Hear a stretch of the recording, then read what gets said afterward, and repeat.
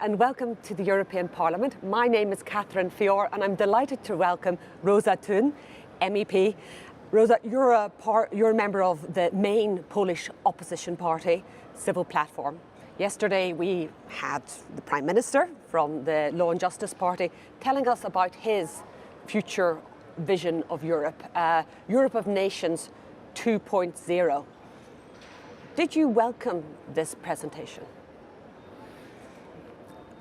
To say to the Europeans or to say to the parliamentarians gathered in the plenary hall who represent 500 million people that the Polish Prime Minister wants to start from 2.0, something new or a new construction of European Union, is somehow embarrassing, especially for a Polish citizen or for a Polish politician, because first of all, we don't need a revolution in the European Union.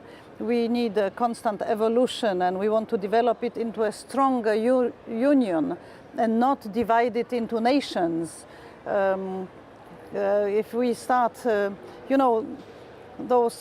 this whole theory about a nation state, this was the source of all dramas in Europe in the 20th century. This idea is rather new for the European history. It comes from the 19th century, a nation, a state, and then we had all those expulsions, and the tragic history of the last century comes from this Europe of nations or nations, nation states, etc.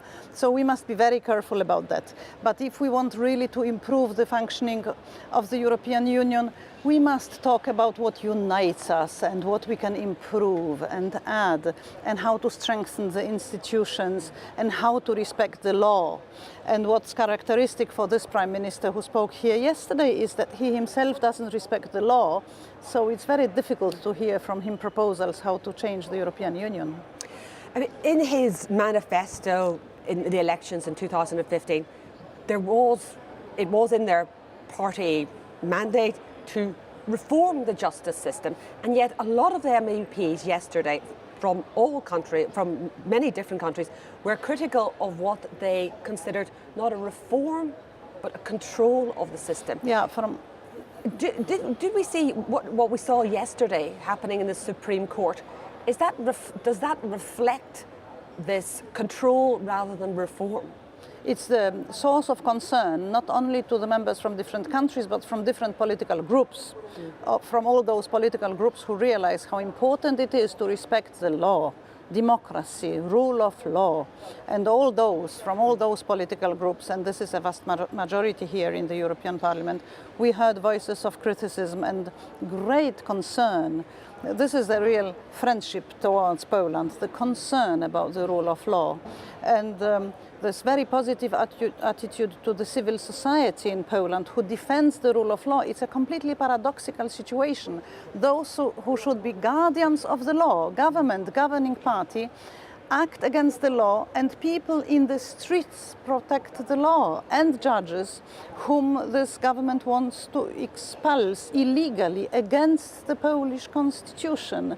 This is a very dramatic situation, and I almost had the impression while listening to the Prime Minister that he doesn't know to whom he's talking, that he doesn't realize how well informed those people here are, those members of the European Parliament, and also the gallery. How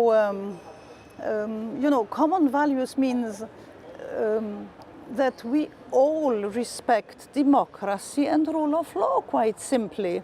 So I understand it very well, and I must admit it with great sadness that we have a situation when the representative of Poland, the head of government, Prime Minister, hears very well based, very strong criticism here in the European Parliament, when our ambition it was to be one of the leading countries in a building a stronger European Union. We've seen Brexit happen. We've seen a lot of countries. We see Italy move more towards nationalistic approach. We see Hungary and some other countries saying, well, we're nations first. Is this just a trend that's developing and that people really want Europe to take a step back? it's difficult to say, you know, if they say we are nations first. Ask the Scots, ask the Northern Ireland. That's a difficult question, and it's not about nations really, but of course there are European Union is a very difficult construct. It demands a lot of involvement, a lot of compromises. We have very different histories, still many aspects of law that differ, and we have to, I believe very much that we should harmonize them. And communication to the citizens is difficult. European Union has this image of being bureaucratic and boring, in fact, whereas de facto it is the most exciting composition or political project that there ever was. And never there was enough effort to, from the governments also, from the civil society, from everybody, in fact, from media, to involve the citizens. And that's why we have those results. Of course, there is also a certain fear. In Italy, it's the frustration that there was not enough solidarity from other countries, Poland included, in the European Union, in this huge problem with this big wave of migrants, and Italy was, citizens of many parts of Italy feel left alone, I imagine, and that gave the chance to those populists to win the elections. I'm very worried about the situation in Italy, this dream of a country. But it doesn't excuse anybody, or it doesn't give an excuse to anybody to break the law. And coming back to the Polish situation, reforms are always needed, but a reform and destruction are two different things. Reforming, everybody supports it. You always need reforms and improvement, but not a destruction, not a dictatorship, not acting against the law, not acting against the European laws, our common laws, and our own constitution. You know, there is no excuse for that. The fact that there are problems in other countries doesn't give any reason to the Polish government to act illegally and destroy what we have. We are a post-communist country, what we have with a huge effort constructed and that functioned well in the last decades. I suppose that's why some people are very surprised by what is happening in Poland, because Poland is a successful country. It has come out of communism and done very well for itself. Does the man on the street in Poland, in Poznan, does he say, I care more about the rule of law or the family allowance? How do you get that message across? There are different men in the streets, and women also. They differ. And Poznan is a wealthy city, and they manage very well. There are people in the countryside, some parts of Poland or in the eastern Poland, who have a much more difficult situation than this Poland that is in the western part of the country. But when I see the demonstrations in front of courts in all cities and also in smaller places, where tens of thousands of citizens scream out loud, don't destroy our justice system, this is something phenomenal, and they gather every day now. Because show me a country where the citizens defend the president of the Supreme Court, where they know who is the head of the Supreme Court, where they know what's the function of the Supreme Court. Those last 2 years, when the government of Law and Justice, peace, that's their name, Law and Justice, it's not that they are Law and Justice. Since they started destroying democracy, the bestseller in Poland, the book that sells best, is the Polish Constitution.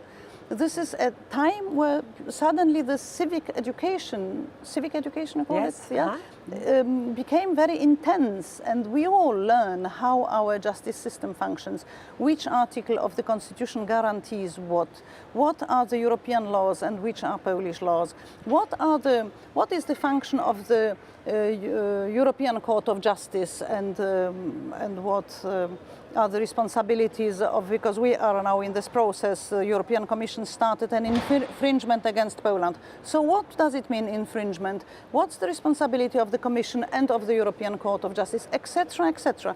So this is, of course, not a majority of Poles who get up in the morning and go to the Supreme Court and spend the hours and hours and defend the judges and protest against the breaches of law. But this group is incredibly big. And this is very impressive, I must admit. The internet is full of information, support for the judges. There is a whole action, don't give in, let's stay strong. Of course, you can say it's late, but the process takes place. And we shall see what will be the result of it. But I hope very much that also this debate yesterday here, when the Prime Minister heard very bluntly the criticism from more or less the whole of Europe, the very vehement reaction of the Polish society, or a very strong reaction of Polish society, that it will, I hope that they will take a little bit of time, that they will reflect, that they will wait for the decision of the Court of Justice of the European Union, and that they will implement what the Court of Justice says. They haven't listened to the Council of Europe, Venice Commission, they haven't listened to the European Commission, to what the Parliament has said until now, but the situation becomes extremely serious. This infringement, because of the breaches of the rule of law, they never take place. Poland is, I think, the first country in the history of the European Union, and I hope very much that the government takes it very seriously and waits for the verdict and implements the verdict of the Court of Justice of the European Union. This is a very good chance to come out from this wrong legislative way which they have taken, or illegal way they have taken, to come out with a face. Róża Thun, MEP, thank you very much indeed. Thank you very much.